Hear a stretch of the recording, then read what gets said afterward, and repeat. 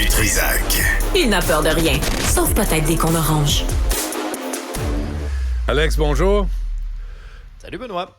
Écoute, Cybelle sur le téléphone depuis ce matin. Tu sais, d'abord, PSPP, ce matin, on s'est parlé. Tu sais, on voulait lui parler, on voulait lui poser la question. Tu vas faire quoi face au Front commun? Qu'est-ce que t'offres? Combien ça coûte? Combien, tu sais, pas disponible? Ouais, mais là, il a le droit de prendre des vacances, Benoît. Là. Comment ça? On est au mois d'octobre. Je t'annonce tout de Comment suite ça, là, que là? dans une semaine et demie... Attends, Ouais. je t'annonce tout de suite, moi, que dans une semaine et demie, là, OK, Non, tu pourras ça pas me tombe, rejoindre. là. Je vais être en vacances. Attends, OK? on t'entend Tu vas pas, me reprocher Alex. mes vacances. OK, on va là. Est-ce que ça marche? Oui, c'est ça. Merci, Merci, Jean-François. Vous avez le privilège de citer un bug technique commandité par le REM. Nous avons le même bug technique que le REM. Vous allez être 2 heures en studio avec moi toute la journée. Bon, vas-y. Est-ce que vous m'entendez maintenant? Oui, ça va là.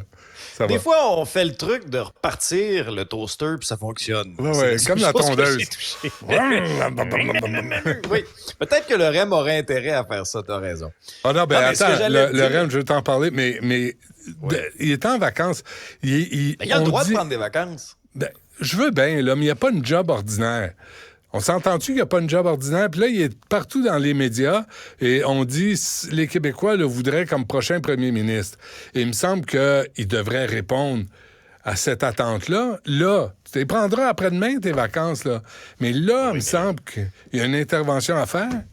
Benoît, il vient de finir un conseil général du Parti québécois. Là. Toi, prends-tu tes vacances en fonction des sondages? Moi, je t'avertis d'avance. Là. Dans une semaine et demie, là, je m'en vais, là. OK? Pendant 10 jours. Tu pourras pas me rejoindre. Tu viens de commencer. Qu'est-ce que c'est ça? Ben oui, mais qu'est-ce que c'est ça, votre génération famille, de Benoît? bande de paresseux, de jambon, de train de savate? Je travaille 7 sur 7. Ah, ben là, ça nous regarde pas. Les activités parascolaires, ça ne me regarde pas. mais c'est quoi cette génération qui commence à travailler? On est rendu en novembre. Oui. Puis vous êtes fatigué après 2 mois. Sacramouille, qu'est-ce que c'est ça? Pas fatigué. Mais non, mais toi, pendant que t'es 2 pieds sur le pouf en caleçon ton samedi matin avec ton café, là, moi, ça fait longtemps que je suis levé, là. Hey, si tu remarques, là, allume ta TV, tu vas voir, je suis là, moi. Ah, je le sais, avec ton joli minois. Ça m'offusque pas que PSPP soit personnellement en vacances avec sa famille quelques jours. Non, ça me dérange pas. Ça me dérange pas. Non. Mais il me semble, il vient d'avoir une augmentation de 30 %. On peut-tu avoir 30 % de plus de services? Ah oui, mais il n'est pas au gouvernement. Il était 3. Là, ils sont 4. Justement. Regarde ça. J'ai de la peinture ici, là. Moi, j'arrête pas. Toutes mes journées, je fais de la peinture. J'ai décidé de le faire moi-même. Je fais de la peinture. Tu peinture ta maison? On déménage, là. J'ai fait les plafonds. Je suis en train de faire les murs. Je le fais moi-même, là. Je fais du plâtre, puis je me présente à la job pareil. Je suis pas là. Je suis fatigué après 2 mois. Mon Dieu, je me lève tôt, je me couche tard. Je suis plus capable. J'ai des varices. Je suis pas bien. J'ai mal aux cheveux. Arrêtez, bande de chialeux. Rappelle-moi combien de temps t'as fait le show du matin à Cube, toi? 2 ans. Ah, OK, c'est ça. Ah oui. OK, ça fait 10 ans, moi. Tu m'en reparleras. Ça, c'est des choix personnels, professionnels. Oui, c'est ça. C'est un bon argument, ça, M. Dutrisac. C'est fort comme argument. Merci. En passant, le REM, Alex, faut que tu saches ça. Cybelle a appelé. Elle a appelé le REM, OK? La Caisse de dépôt et de placement infra, OK? Et là, on dit non, c'est le RTL, le réseau de transport de Longueuil, qui va répondre à vos questions. Cybelle prend le téléphone, appelle RTL. Qu'est-ce qu'on répond à RTL? Non, c'est le REM qui répond à vos questions. Sérieux? Hey, ma gang de cabochons. C'est une vraie farce. C'est-tu une vraie farce ou pas? Je trouve ça aberrant. Tu sais, la communication, Benoît, c'est le b.a.-ba dans toute chose. Tu as un problème, t'informes ta clientèle. La panne, elle dure combien de temps? C'est quoi qui est à l'origine de la panne?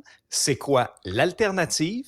Puis à quelle heure je vais pouvoir rentrer chez nous pour aller travailler? Puis à la Depuis limite, le début de la semaine, c'est un échec sur toute la ligne là-dessus. Puis à la limite, tu leur fais jouer, Jean-François, un petit peu de musique là, dans les wagons du REM. Tu sais, une petite musique là pour comme ça. nous aider à patienter. Là, fais-nous une annonce, Alex, comme quoi le REM est bloqué. Là. Mesdames et messieurs. Votre attention, s'il vous plaît. Le REM est encore une fois stallé en pleine heure de pointe. Pour la 3e fois depuis le début de la semaine. Oui, je sais. On est juste mercredi, esti. Mais votre patience est requise. Non, mais ça n'a pas d'allure. Puis là, tu sais, là, tu regardes par la fenêtre, l'autobus s'en vient dessus. Ben non, il n'y a pas d'autobus. Pour arriver travailler. Ben non, mais il y a des navettes. Quand le REM est stallé, il y a un moyen alternatif. Puis ça, c'est des autobus. Sybelle, viens, parce que je veux pas paraphraser, là.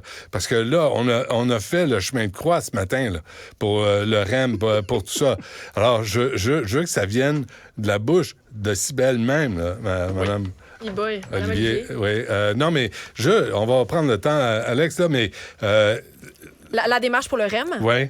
Ben, en fait, nous, ce qu'on a su, c'est que plusieurs usagers disaient, en fait, qu'il n'y avait pas de réseau de transport alentour du REM qui était disponible pour venir les aider quand ils ont vécu une panne. Il n'y a pas d'autobus. Il n'y a pas d'autobus. Donc là, moi, j'ai contacté Exo parce qu'on disait que c'était eux qui étaient responsables. Ils me disent, ben c'est pas nous. En fait, c'est l'ARTM et le ARTL qui sont responsables d'envoyer des autobus. Et quand j'ai parlé à la RTL, ils disent, ben non, ben c'est bien le REM qui sont responsables de nous donner les informations. Et là, on a personne. C'est une maladie mentale.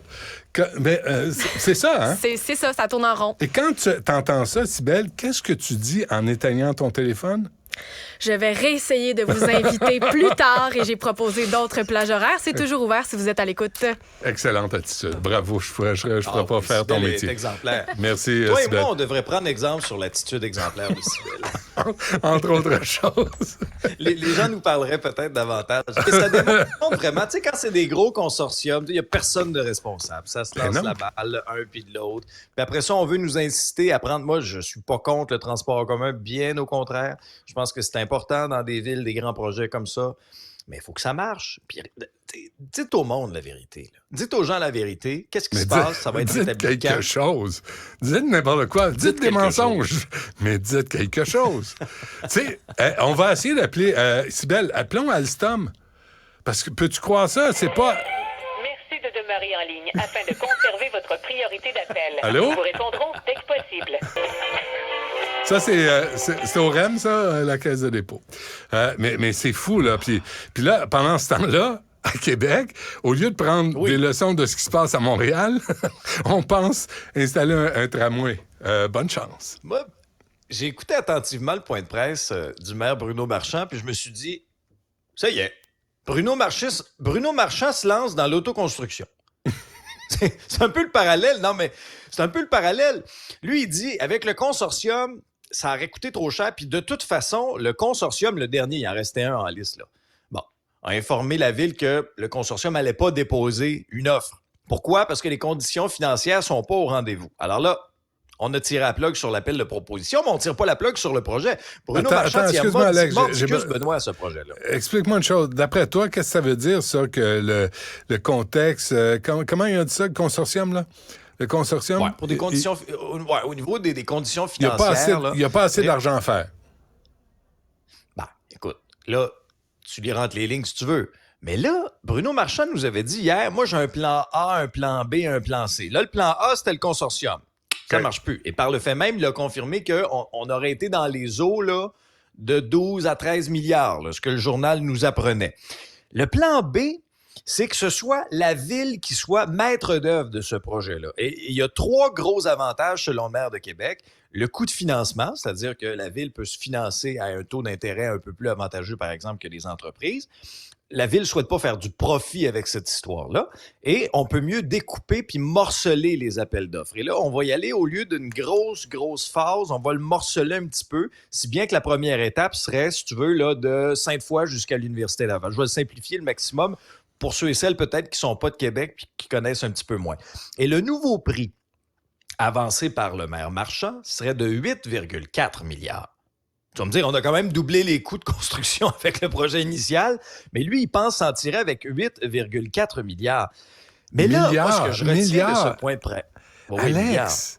Port-Champlain, 10 milliards, souviens-toi. Calvaire. Non, mais il me semble que pour ce prix-là, tu devrais avoir un train qui fait le tour du Québec. Milliards? Non, mais on se rend plus compte. Ah ouais, c'est fou. Milliards pour un tramway qui traverse une ville. Êtes-vous fou? Dis-toi que plus t'attends pour faire des grands projets structurants, Moi, tu y vas. plus ça coûte cher. Mais tu y vas pas. Tu y vas, mais plus ça coûte cher.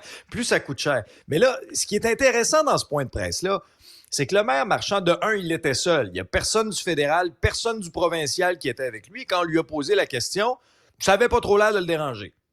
Et il a vraiment lancé la balle dans la cour du gouvernement du Québec. Là, le spotlight est sur François Legault, sur la ministre des Transports, Geneviève Guilbeault, à savoir, est-ce qu'à 8,4 milliards, Québec embarque ou non? Et là, le maire Marchand tape du pied, là. Parce qu'il veut réaliser ce projet-là. Il tient mordicus, on l'a vu. Mais est-ce qu'à 8,4 milliards, que va faire le gouvernement du Québec? Est-ce que c'est viable? Surtout un projet qui n'a pas vraiment la cote dans la région de Québec. Souviens-toi, le plus récent sondage, là, les vrais chiffres, là, c'était 36 % en faveur. 36 % en faveur du tramway, 54 % de mémoire contre, et là, tu avais un 10 % d'indécis. Refais le même exercice aujourd'hui. Je suis prêt à mettre ma main au feu que l'aiguille a bougé, maintenant qu'on connaît un peu plus le vrai chiffre derrière ce projet-là. Mais comment t'expliques c'est des milliards pour, écoute, dans le fond, des voies ferrées? Combien ça a coûté à Montréal d'avoir le tramway dans les années 30, les années 20? Comment on a réussi à faire Expo 67, à creuser le tunnel d'Hippolyte-Lafontaine avec une technologie des années 60? Comment se fait que ça coûte si cher quand on a des appareils ultra performants pour travailler? Le REM, on est à quoi? 6? 6,5, ça se peut-tu? 6 milliards? Au bas mot. 6,5. Mais c'est en retard surtout, là. Quand il part. Quand il n'est pas capable de laisser sortir les gens, pas capable d'organiser, pas capable de dire, savez-vous quoi? On n'est pas capable de gérer ça. On va le donner à quelqu'un qui l'est. Puis tantôt, on va parler à l'autorité des marchés publics. Ils sont pas impressionnés par le travail du ministère des Transports non plus, là, sur ce qui se passe. C'est le pont Pierre-Laporte à Québec, le tunnel. C'est pas des gros succès, là. Le pont Papineau-Leblanc. Ça n'a pas l'air à marcher. Comment se fait qu'on n'est plus capable de faire des projets comme ça, comme du monde, travailler comme du monde? Ah non, puis l'explosion des coûts dans bien des projets, c'est vraiment là, ce qui fait mal aussi à ça. Parce que l'argument du maire Marchand, c'est de dire il va y avoir de plus en plus de déplacements à Québec. Si on fait rien là, les générations futures vont nous en vouloir. Moi, tu sais, j'ai un pied à Montréal, j'ai un pied à Québec, je partage un peu mon temps, je suis 3 jours par semaine dans la région de Québec. Mais tu sais, est-ce que réellement, là, avec un projet... Là, je mets des gros guillemets d'autoconstruction où la ville va être le maître d'œuvre de ce projet-là. Oui. Est-ce que ça va réellement convaincre les citoyens de Québec d'en vouloir davantage? Je sais pas. Je suis pas certain. Puis le maire Marchand dit, là, regardez, là, si on retourne à la table de dessin, si on refait des études, on va perdre 10, on va perdre 15 ans, ça va coûter encore plus cher. Honnêtement, j'ai vraiment hâte de voir ce que le gouvernement Legault va décider là-dessus. Bon, et ascension fulgurante. C'est pas une bonne journée pour le gouvernement Legault, d'ailleurs. Non, hein? Non. Plus le sondage dont tu veux parler. Ouf. As-tu vu la réaction de François Legault? On va dire, il a été interrogé dans les corridors de l'Assemblée nationale. Là. On avait, tu sais, sa petite moue là, quand il n'est pas content. Là. Le petit bec. Oh, oui, exactement. Monsieur Legault, on sent que ça lui rentre dedans, par exemple. On sent que ça vient le chercher. Là. Il a dit, c'est sûr que ça me fait de la peine de voir la baisse d'appui des Québécois à mon égard et j'en prends toute la responsabilité. Quelques chiffres. Je vais juste rappeler rapidement, là, c'est une dégringolade. 30 % d'intention de vote. Si des élections ont lieu aujourd'hui, là, la CAQ, 30 %. Concrètement, c'est minoritaire. Là. On oublie ça, là, les 89 sièges, là, c'est minoritaire, 30 % Parti québécois, Paul Saint-Pierre Plamondon, c'est l'histoire du jour. Quand même que tu lui reproches d'être en vacances, là, 26 % 26 %, puis c'est un vase communicant entre la CAQ et le Parti québécois. Ce que la CAQ a perdu, c'est le PQ qui est allé le chercher directement. Les libéraux et les solidaires, 15 % ont fait du surplace et 12 % pour Éric Duhaime. Ça fait vraiment très, très mal. Et souviens-toi, de mémoire, c'est Robert Bourassa qui regardait ces chiffres-là avec intérêt, le taux de satisfaction envers le gouvernement. Oui. Et là, il y a une tendance inquiétante. Là. Mm. Part de juin là, cette année, 53 %. Puis après ça, ça fait juste descendre. Ça descend. Puis là, on vient d'atteindre un nouveau plancher, 40 % de taux de satisfaction. C'est une tendance qui inquiète M. Legault. C'est applicable à quoi, ultimement? Bien, c'est sûr que les négociations avec, par exemple, les travailleurs de l'État, ça fait pas bonne presse actuellement. Oui, il y a eu le recul, pour le troisième lien, mais en même temps, ça, c'est local aussi. Mais il y a la question de promesses brisées quand même. Il y a des Québécois, même de l'extérieur de la capitale nationale, qui regardent ça, qui n'aiment pas nécessairement ça. Certaines attitudes arrogantes que le gouvernement a pu avoir dans les derniers mois. Tout ça, lorsque tu additionnes ça, c'est ce qui justifie un petit peu le sondage, à mon sens, à moi, présentement.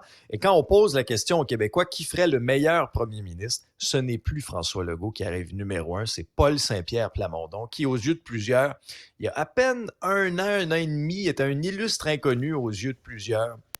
C'est une ascension fulgurante. Il se passe quelque chose au Parti québécois, c'est important de le souligner.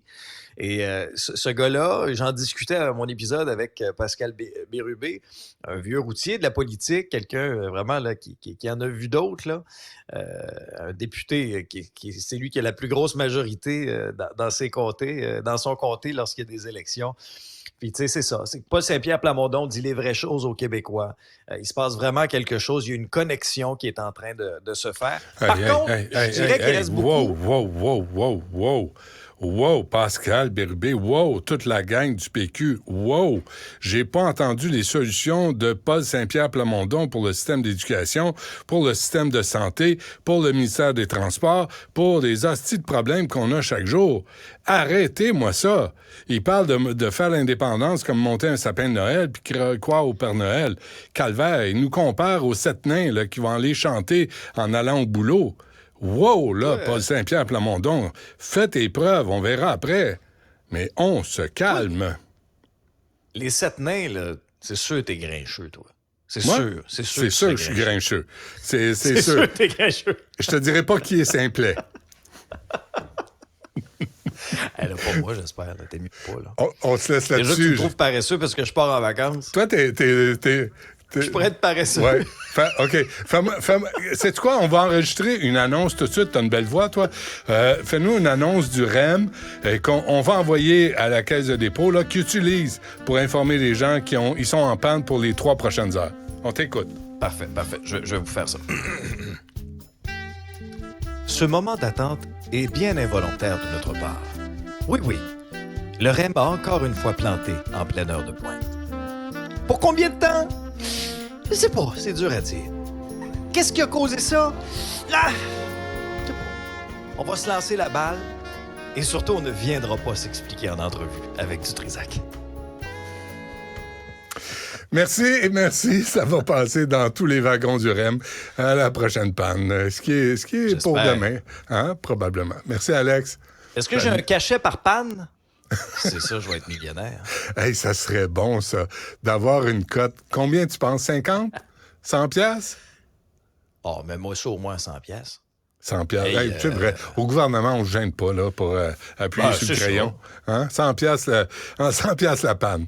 Sacramouille. T'as intérêt à m'inviter à souper un de ces soirs. Merci. Salut, Alex.